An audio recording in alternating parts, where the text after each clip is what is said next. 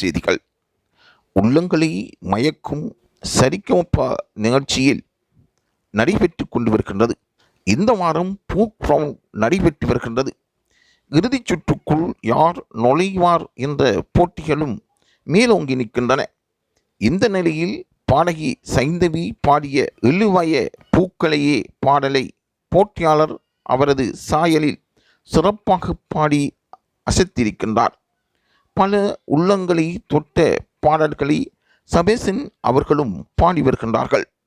ஸ்ரீஹரி அவர்கள் பாடிய பாடலுக்கு இணையாக சபேசனும் அந்த மேடையில் அசத்தி வருகின்றார்.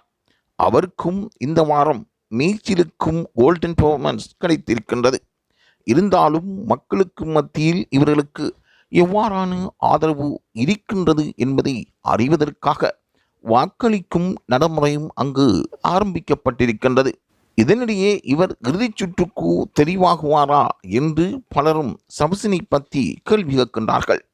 பல சுற்றுக்களை கண்ட அந்த சரிகமப மேடை தற்பொழுது இறுதிச் சுற்றை நோக்கி பயணிப்பதில் பல சிக்கல்களை எதிர்நோக்கின்றன. விமர்சனங்களுக்கு அப்பால் பல சுற்றுக்களுக்கு நடுவர்கள் தீர்ப்பு செல்ல வேண்டிய கட்டாய நிலைக்குள் ஆளாக்கப்பட்டிருக்கின்றார்கள். அவர்களின் தீர்ப்பை விமர்சிக்கும் பலர் வழியிலிருந்து என்ன தீர்ப்பு என்று அவர்கள் கேள்விக்கு மேல் கேள்வி கேட்கின்றார்கள்.